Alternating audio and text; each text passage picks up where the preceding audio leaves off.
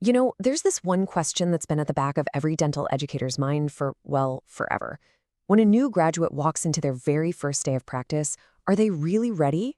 Today, we're going to explore the framework that's designed to answer that question with a confident yes. It's all about Entrustable Professional Activities, or EPAs.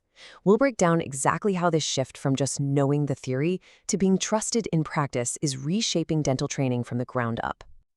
So here's what we're going to cover. First, we'll dive right into that big challenge of graduate readiness. Then, we'll get clear on what EPAs are and how they change the game from abstract knowledge to real, trust-based actions. After that, we'll look at the 4 essential pillars needed to build this new foundation, take a deep dive into how we actually assess competence, and finally, lay out a practical roadmap for putting it all together. All right, let's start with that big question. The one that, let's be honest, probably keeps a lot of us up at night. It seems like such a simple question, but the implications are huge, right? We pour years into training our students. They master countless subjects. But when the time comes for them to step out of our supervised world and into their own practice, does all that incredible education really translate to the day-to-day demands of the real world? And that right there is the core of the problem we're talking about. For so long, education has been built around these things called competencies, which can be pretty abstract. There's a gap between knowing the theory and confidently, consistently performing the work.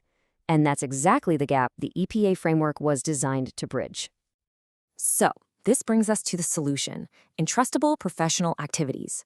And listen, this isn't just about learning some new jargon. It's a fundamental shift in how we think about, teach, and most importantly, assess what it means to be ready for the clinic. So, what is an EPA? Simply put, it's a unit of professional work. It's not a fuzzy skill. It's a real-world task, like developing a comprehensive treatment plan. But the magic word here, the core principle, is entrustment. That's the conscious decision a supervisor makes, saying, you know what? I trust this student to perform this task safely and effectively without me looking over their shoulder. Okay, this is a really crucial distinction to make. Think of it like this. Competencies are the ingredients. There are things like critical thinking, communication, scientific knowledge. An EPA, on the other hand, is the finished dish. It's the observable act of providing care that requires all those ingredients to come together perfectly. We're literally moving from assessing what a student is to assessing what a student reliably does. And here is what it looks like when the rubber meets the road. This example here boils down the vast practice of dentistry into 4 core entrustable activities. See how it takes that big, abstract idea of being a dentist and turns it into a functional map of what a dentist actually does every single day? So why bother with this shift? What's the big deal? Well, because EPAs bring clarity to everyone involved. For us as faculty, it connects what we teach directly to clinical reality. For students, it makes the finish line and the expectations crystal clear. And for the public, it gives a much more reliable answer to that fundamental question: is this new graduate ready to take care of me? But here's the thing. An idea of this big can't just stand on its own. It needs a really strong foundation to hold it up. So let's explore the 4 pillars that support this entire framework. The very first pillar is structure. Think of this as the architectural blueprint of the entire curriculum. It means we stop teaching subjects in isolated silos. Instead, they're all integrated. And we don't just teach a concept once and move on. We revisit it in a spiral. So a student might learn basic patient assessment in year 1, then tackle more complex cases in year 2, and then deal with medically compromised patients in year 3, always building on what came before. This curriculum map really brings that structure to life. You can see that intentional journey, starting with a foundational base camp, and then progressing through these increasingly complex stages. It's not just a random list of courses. It's a carefully designed path from basic knowledge all the way to the point of entrustment. Our second pillar is instruction. So if structure is the what, then instruction is the how. It's all about moving students along a very clear pedagogical path. They start with the book knowledge, then they practice those skills safely in simulation labs, then they apply them in a supervised clinical setting, and finally, they demonstrate they can do it on their own. Each step logically builds on the one before it. Now for our third pillar, assessments. If structure is the what and instruction is the how, then assessment answers the question, how do we know? And honestly, this is where the real paradigm shift happens. We're moving away from simple tests of knowledge to a system that measures progress and lets us make that final, critical decision of entrustment. It's so important that we're actually going to dedicate a whole section to it in just a minute. And finally, the fourth pillar, infrastructure. This is the practical, nuts and bolts support system holding the whole thing together. I mean, you can design the world's most perfect curriculum, but without strong leadership, the right tech, and continuous faculty training, the entire framework will just collapse. This is where the theory has to meet reality. Okay, so let's circle back and really dig into that third pillar, assessment. This is about so much more than just checking off a box on a procedure.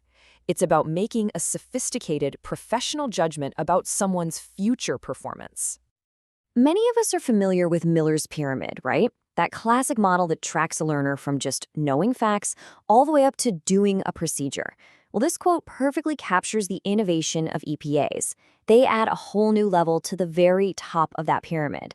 It's what we call a perspective judgment. The question is no longer just, did the student do it right this one time? It's, can I trust them to do it right tomorrow with a new patient when I'm not in the room? And this is the tool that makes that judgment call clear and consistent, the entrustment supervision scale. It's pretty intuitive. At level 1, the student is basically just observing. By level 2, they can do the task, but with you right there. At level 3, you trust them enough that you're available, but maybe down the hall. And finally, level 4 is the goal, readiness for independent practice. This scale gives all faculty a common language to talk about and track a student's journey toward autonomy. Okay, so we've got the theory, we've got the tools, but how do you actually make this happen in a real, complex academic setting? Let's walk through a simplified roadmap. It all starts with planning, and that means getting faculty in a room together to agree on the essential EPAs for your graduates. Next up is preparation, building the tech systems, and this is so important, training the faculty who will be making these new kinds of judgments. Then you have the rollout itself, which is followed by a continuous cycle of looking at the data and refining the process. This isn't a one-and-done kind of change. It's an ongoing commitment to getting better. Let's just zoom in on that infrastructure piece for a second, because this is often the make or break point. You absolutely need a digital e-portfolio to collect all this data over time. You need custom assessment tools to easily track those supervision levels. And maybe most importantly, you need a way to see all that data, to visualize it, so you can spot a student who might be falling behind and needs a little extra support. And if you need any more convincing, just look at this number. One survey found that 39% of faculty reported major logistical and technical challenges when implementing EPAs. That is not a small hurdle. That's a huge barrier. It just hammers home the point that investing in the right technology and, just as importantly, the right training and support for that technology is non-negotiable for success. So we'll end with this question for you to think about, because when you strip it all down, an EPA framework is a system designed to build, to measure, and ultimately to certify trust. It's our commitment to making sure that when our graduates walk out the door, we aren't just hoping they're ready. We have the evidence to prove it. Thanks so much for joining us for this explainer.